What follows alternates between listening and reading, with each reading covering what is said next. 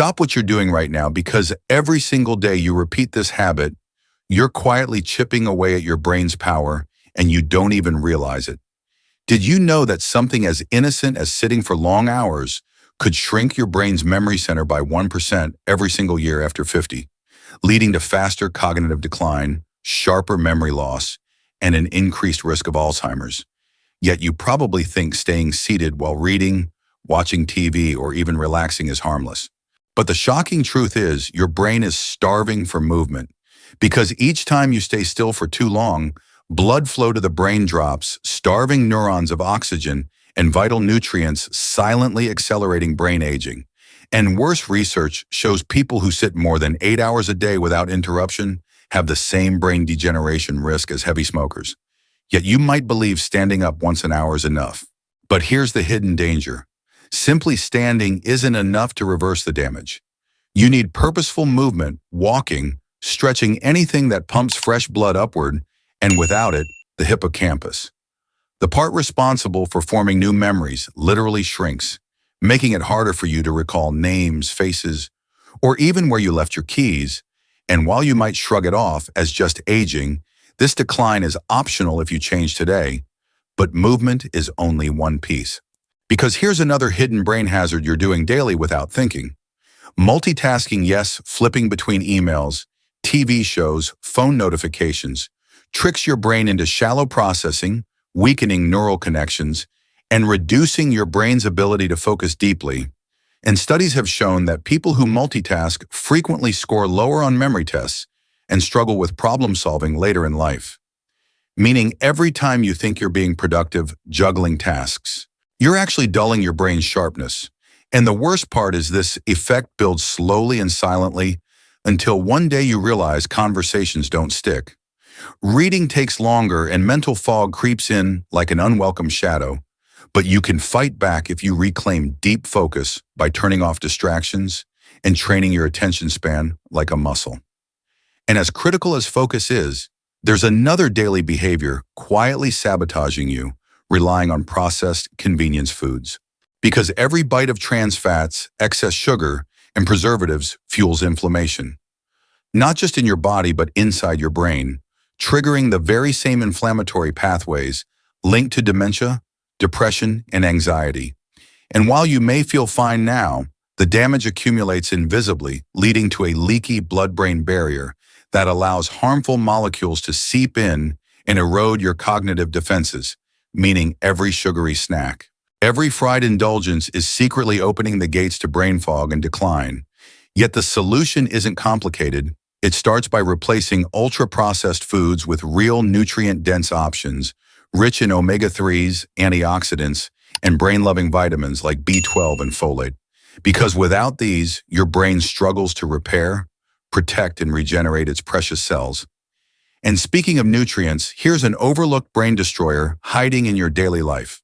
Chronic dehydration, because by the time you feel thirsty, your brain is already suffering shrinking slightly inside your skull, reducing its electrical activity and impairing memory and focus, and worse, mild dehydration in older adults has been linked to a higher risk of confusion, delirium, and cognitive impairment. Yet many people over 50 barely drink half the recommended water intake, leaving their brains parched and underpowered. But it's not just water. Your brain needs electrolytes to balance its chemistry. So sipping water alone isn't enough if your diet lacks potassium, magnesium, and sodium from healthy sources. And while dehydration may be silent, another daily ritual is even stealthier: late-night screen use.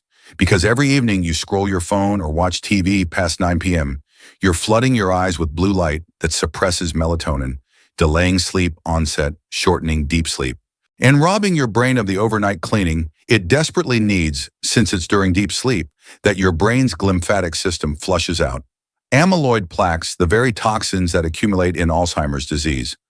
Meaning those extra hours of scrolling aren't harmless. They're stealing your brain's nightly detox, increasing your risk of memory loss. Yet you might dismiss this because everyone does it, but the hidden cost is cumulative. And unless you reclaim your evenings and block blue light, you're setting your brain up for exhaustion and decline.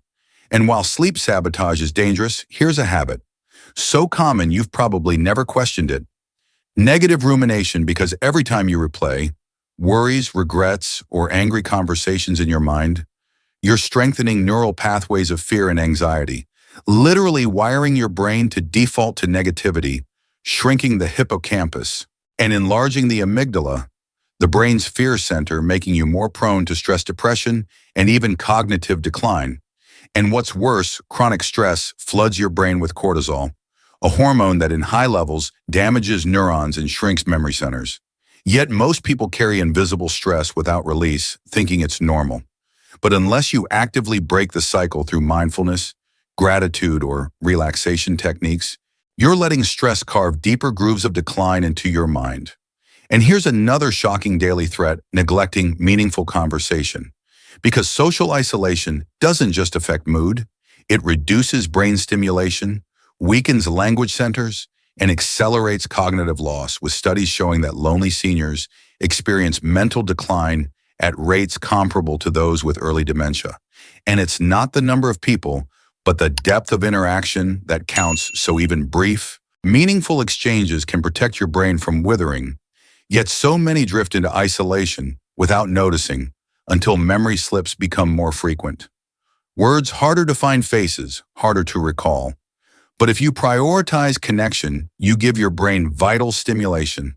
It craves to stay sharp, and yet even social connection isn't enough if another hidden danger is present: avoiding mental challenge. Because repeating the same routines without learning new skills signals to your brain that growth is no longer needed, leading to neural pruning. Yes, your brain literally sheds unused connections, reducing cognitive reserve and making you more vulnerable to dementia, meaning every crossword puzzle, language lesson, musical instrument, or unfamiliar hobby you skip is an opportunity lost to strengthen your brain's resilience. Yet many believe it's too late to learn new things after 60. A tragic misconception, because neuroplasticity doesn't stop it, only slows if you let it, and your brain's potential remains vast if you feed it novelty and challenge. But without it, decline accelerates quietly, invisibly, until it's harder to reverse. And while all these daily habits harm your brain in silence, the biggest mistake is believing decline is inevitable, because science shows that the brain is dynamic, adaptable, capable of regeneration even in later decades. But only if you stop these damaging habits and replace them with nourishing ones. So ask yourself now, how many of these silent saboteurs have you allowed into your daily life? And how much sharper, clearer, and more vibrant could your mind be if you stopped today? Because what if every single one of those habits wasn't just a passive thing happening to you, but an active, ongoing erosion, like a drip, drip, drip, slowly carving away your brain's sharpness, your clarity, your independence? And the truth is that erosion starts earlier than you think, sometimes in your 40s or 50s. Long before symptoms appear, silently rewiring your brain's circuitry until tasks that once felt automatic now feel effortful. Conversations that flowed smoothly now stumble with forgotten words. Decisions that once felt quick now get stuck in hesitation. And here's something shocking: the brain begins to shrink naturally after age 30, losing about 5% of its volume every decade. And if you're unknowingly fueling that shrinkage with daily habits that deprive stress or inflame the brain, the process accelerates beyond nature's design, setting you up for earlier decline. And yet no one warns you that these everyday choices compound like silent debts. Debts you don't realize you're accruing until one day the interest hits, and suddenly you're facing mild cognitive impairment or early signs of dementia, wondering how it crept up so fast. And that's why breaking these habits isn't optional. It's urgent. And here's another habit you may be overlooking: chronic low-grade inflammation caused by poor oral hygiene. Yes, gum disease isn't just about teeth. Because bacteria from infected gums can enter the bloodstream and cross the blood-brain barrier, triggering neuroinflammation, which scientists now link to higher risks of Alzheimer's and other dementias, meaning skipping flossing, rushing brushing, or ignoring bleeding gums isn't just risking your smile. It's quietly inflaming your brain, feeding the same pathways that erode memory. So every time you skip dental care, you're unwittingly adding fuel to brain degeneration. And speaking of inflammation, did you know that inadequate sleep itself fuels inflammatory markers, creating a vicious cycle where poor sleep leads to more inflammation, which then further disrupts sleep quality, creating a feedback loop that starves your brain of restorative deep sleep, impairing the nightly cleanup of amyloid and tau proteins, both hallmarks of Alzheimer's pathology. And the scary part is many people think 6 hours of sleep is enough. But research shows that for older adults, less than 7 hours consistently increases the buildup of these toxic proteins, silently poisoning memory centers over years. So every late night, every restless evening, you tell yourself, I'll catch up later, is another missed opportunity for your brain's vital housekeeping. And while you may think caffeine can compensate for sleep debt, here's the hidden cost: excessive caffeine, especially consumed late in the day, disrupts adenosine, a neurotransmitter that builds sleep pressure, tricking you into feeling alert while depriving your brain of the cues it needs to enter deep sleep. And over time, that shallow, fragmented rest undermines not just memory, but emotional regulation, problem solving, and creativity, leaving your brain less flexible, less adaptable, and more prone to errors. Yet society normalizes this hustle, this late-night productivity that exacts an invisible toll on your cognitive reserves. But what if you chose differently, prioritized sleep like the non-negotiable brain medicine it is, and protected those precious hours as fiercely as any doctor's prescription? And while sleep is crucial, another overlooked habit is equally destructive: living in perpetual noise, because constant background noise, TV, traffic, appliances, prevents the brain from entering the quiet neural states needed for memory consolidation. Meaning every day spent surrounded by noise, pollution subtly degrades attention, increases stress hormones, and dulls cognitive flexibility. And worse, research shows chronic exposure to high noise levels accelerates brain aging, shrinking regions involved in learning and memory. Yet most people never question the auditory chaos they live in, unaware that the brain craves silence for repair, for integration, for creativity, and without it, neural clutter accumulates, leading to brain fatigue, fog, and slower processing. And here's the startling part: even sleeping in noisy environments impairs the brain's ability to fully cycle through deep restorative stages. So every night spent with background TV, ticking clocks, or urban noise is another night your brain can't fully heal, can't fully restore. And the damage accrues silently until you wonder why you feel perpetually drained, unfocused, unable to retrieve memories as effortlessly as before. And while noise is an insidious enemy, another quiet saboteur is chronic underuse of the senses, because the brain thrives on multisensory stimulation: touch, taste, smell, sound, sight, and modern life has stripped much of that diversity away, leading to sensory deprivation that atrophies brain regions connected to those inputs, meaning every day spent indoors without new sights, smells, textures, or tastes starves your brain of novelty, of sensory richness, shrinking its map of the world, weakening memory hooks tied to sensory cues, making it harder to recall or learn new information, because the brain doesn't learn in a vacuum. It learns through embodied sensory experience, and without that, neural networks grow sparse, disconnected, fragile. So every time you opt for the same routine, the same environment, the same inputs, you're unwittingly reducing your brain's adaptive capacity, making it less resilient to change, to challenge, to aging. And while you may feel comfortable in sameness, the brain's comfort comes at the cost of neural pruning. So shaking up your sensory world isn't a luxury, it's a cognitive necessity. And yet even those who seek novelty often fall into another trap: passive consumption over active engagement, because watching educational videos, reading articles, or listening to lectures may feel mentally stimulating, but without active processing, like taking notes, teaching others, applying ideas, your brain doesn't deeply encode the information, leading to shallow learning that's easily forgotten. And here's where many stumble, mistaking exposure for mastery, believing that simply hearing or seeing something is enough to build lasting neural pathways, when in fact the brain requires effortful retrieval, elaboration, and connection making to cement knowledge into long-term memory. Meaning every passive hour of content consumption risks being wasted unless followed by active synthesis. Yet in a world of endless scrolling, binge watching, and podcast cues, the balance tilts dangerously toward passive intake, leaving the brain saturated but undernourished. And this leads to cognitive bloating. Lots of information, little wisdom, a fragile mental library easily wiped by stress or distraction. And while you may pride yourself on being informed, the deeper question is, how much have you truly internalized, integrated, embodied? Because without that active layer, your brain's scaffolding remains weak, vulnerable to forgetting, vulnerable to distortion, and that vulnerability compounds when paired with another hidden brain threat, chronic low-level stress.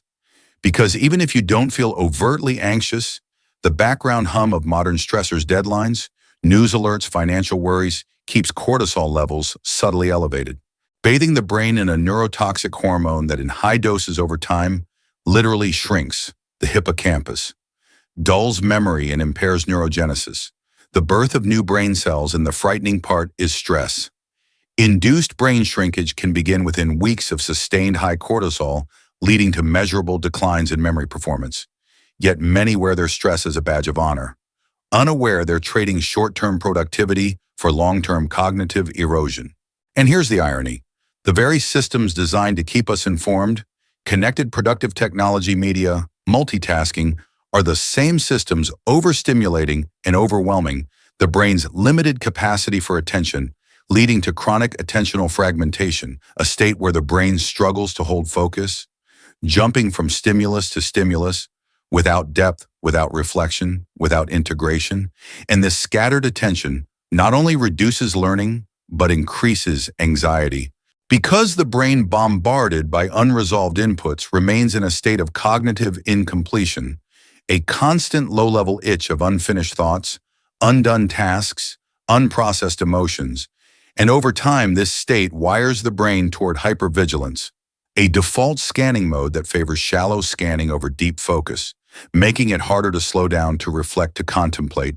Yet the brain's deepest insights, most creative breakthroughs and strongest memories arise from slowness, from stillness, from sustained attention, and without reclaiming that space, we deprive the brain of its richest cognitive processes.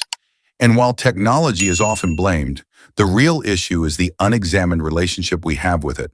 Because technology can be a tool for enhancement or a vector for erosion, depending on whether we use it deliberately or reflexively, whether we set boundaries or surrender to its pull. And unless we take conscious control of those interactions, we outsource more and more of our cognitive load to external devices, weakening internal memory, reducing mental calculation, diminishing wayfinding skills. And this cognitive outsourcing accelerates the brain's learned helplessness, a state where it stops engaging in tasks it believes will be handled externally, shrinking neural networks tied to those abilities. And while convenience is seductive, the cost is capability, and the longer we offload, the harder it becomes to reclaim those capacities. And here lies the ultimate danger, that every daily habit, every small choice, every unnoticed pattern is either building or eroding your brain's resilience, your brain's sharpness, your brain's future. And that future is not written by genetics alone, but by the cumulative effect of those thousands of micro choices. Choices you make every day, often without realizing their long-term stakes. And the question is, which direction are your habits pointing you toward growth or decline, toward vitality or erosion, toward clarity or fog? Because the brain you'll have at 70, 80, or 90 is being built right now. And every moment you choose movement over stillness, focus over distraction, engagement over passivity, nourishment over depletion, restoration over overwork. You're casting votes for a brain that serves you longer, stronger, clearer, and every moment you default to the easy, the habitual, the unchecked, you're quietly casting votes in the other direction. So pause now. Truly pause and ask yourself, what habit will you stop today knowing? It's not just a habit, it's the silent architect of your brain's tomorrow.